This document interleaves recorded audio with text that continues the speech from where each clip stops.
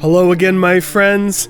After a long break, I'm finally back in my #1 favorite game for another mod showcase to enrich your gameplay even more. And the first mod I'm mentioning I've been looking forward to for a long time. It's called Dynamic Animation Replacer. It was originally made for flat screen, but has recently received a port that works in VR.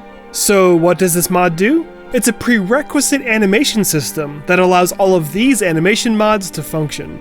Now that's obviously a lot, but I'm going to showcase 3 of them that I think are particularly good.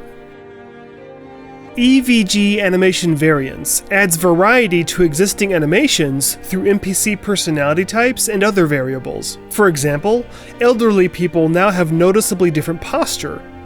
Some women have a more subtle feminine change to their walk cycle, and other small but still impactful character-defining animations. EVG Conditional Idles are handmade animations that only play in specific conditions. Like during cold weather, you'll see NPCs trying to keep warm with their arms. If a character is low on stamina, then you'll see them trying to catch their breath. And in the rain, NPCs with shields will use them to make a covering. I really like these small, subtle changes that make characters feel more alive and less robotic. Small changes that add up to a lot of immersion for me. Injured Animation's Dynamic Replacer gives wounded behaviors to characters when their health falls below 20%. And it'll be a different posture based on the weapons they're holding, like a hunched over posture, or holding onto their gut. During battles, it's really nice to see at a glance who is closest to dying just based on their behaviors.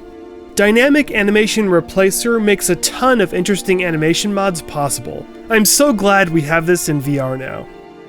And speaking of ports, SSE Engine Fixes VR is a port of the very popular flat screen mod by the same name. This mod, as you can likely guess, makes multiple fixes to the Skyrim engine. So if this mod is doing its job, you actually won't notice it because it's just meant to make things run smoothly. But there is one noticeable difference with this installed.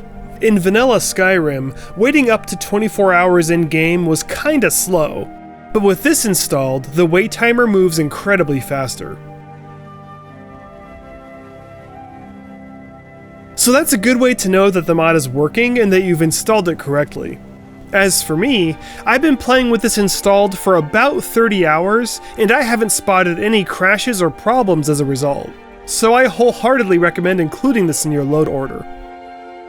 And yet another mod ported to VR is Walkin Here VR, which prevents followers from bumping into you and pushing you around when you're talking to other characters. I had trouble getting game footage of this in action because getting repeatable NPC behaviors was really challenging for me, but believe me, it works, and I'm so grateful that this is now available. And another useful utility mod is VR FPS Stabilizer. It dynamically changes some quality settings on the fly to keep your frame rate high and smooth during play. These kinds of claims you sometimes need to take with a grain of salt, but for me, it really works. Areas that used to drop frames are now noticeably smoother with this installed. Every once in a while, in the distance, you might notice visual changes happening as this mod does its thing, but it's pretty minimal and well worth it in my book. Onyx VR Weathers is a weather mod based on Obsidian weathers that was modified and adjusted to meet the needs of Skyrim VR. Onyx includes 5 levels of nighttime darkness, so you can customize the look of nighttime to be just how you like it. If you don't have a weather mod yet, then this is a fine choice. The results are really beautiful. In a previous video, I mentioned Scoped Bows VR, and now we can give Crossbows some love with simple iron sights for sighted Crossbows VR. And if you enjoy firing crossbows at vampires, or really anything, then it's a must-have. A long time ago, I featured MageVR for its spellcasting abilities, but it's come a long way with some very impressive updates. First up is the backpack inventory.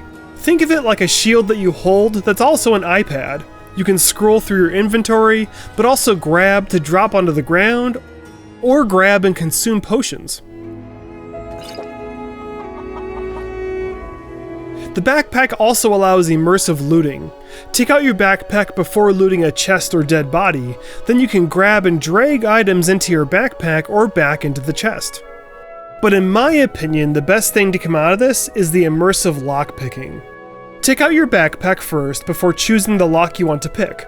Then your backpack becomes a lock in your hand, with your other hand using a lockpick in a realistic way. The goal is to insert the pick and push up all the tumblers in the correct order, using both haptics and sounds to find the tumblers. There will be 3 to 7 tumblers based on lock difficulty, and every time you start a lock, it's randomized. This makes lockpicking so much more fun than before. You've just gotta try it. The last category of mods today are flat screen mods that I think play great in VR. If you recall a previous video, I covered a collection of city overhauls, but I need to update that list with the Cities of the North collection, which is a set of 3 mods that overhaul Winterhold, Dawnstar, and Morthal. These overhauls feature beautifully unique architecture that make these 3 cities truly stand out with fresh design. But the good stuff is the new interiors. Every interior has a totally fresh new look, which I find wonderful because I think the vanilla game has too many similar interiors that feel like copy and paste. Especially where the Jarls live, all the throne rooms are much more distinct and interesting. I hope the mod author continues this series because I just love the design of these new cities. Also in a previous video, I praised Cathedral landscapes for adding beautiful grass with great performance.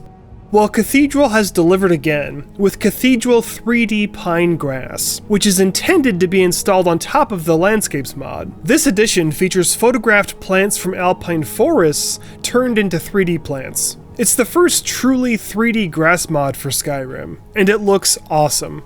I especially love the clover ground cover that hovers just above the ground and adds a lot of depth to the grass. And 3D pine grass even gives a performance boost over Cathedral landscapes. The forests never looked so good. Do you ever wish you could have a simple starter house in the game that wasn't a mansion or castle with 45 rooms inside? Well, now the ideal humble starter home is here with the Whiterun starter tent. It's small enough to feel like you just discovered it for yourself, and it's got all the essentials: wood chopping, cooking, and most importantly, a safe storage barrel so your things don't get stolen. It's a perfectly discreet starter home that lets you save up your coin for a much nicer house later on.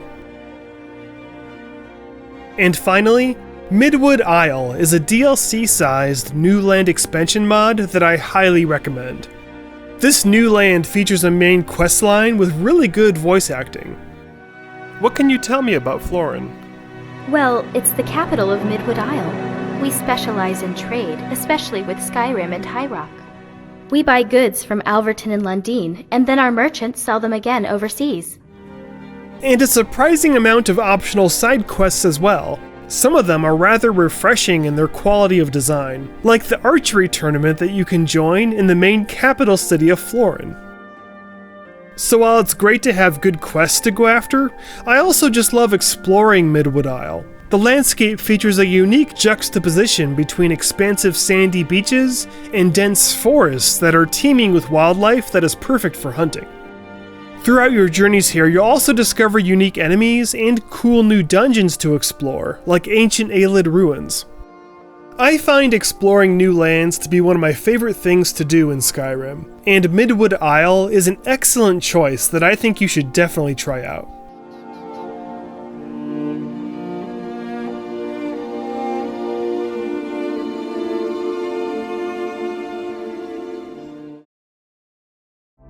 Well, that's it for now. Thanks so much for watching. If you like what you see, please subscribe.